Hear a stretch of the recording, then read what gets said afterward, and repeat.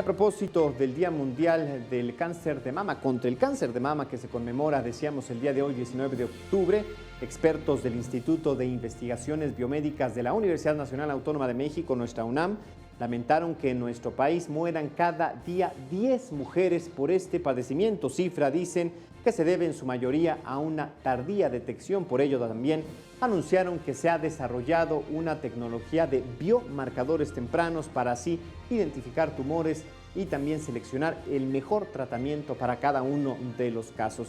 Dijeron que se trabaja bajo una investigación transnacional en la que científicos básicos y médicos clínicos comparten métodos aplicados a pacientes para conocer más a fondo el cáncer de mama y también mejorar la asistencia médica. Los investigadores invitaron a las mujeres a la revisión constante y a la autoexploración y advierten que la edad, la obesidad, el sobrepeso aumentan desde luego el riesgo de padecer este mal.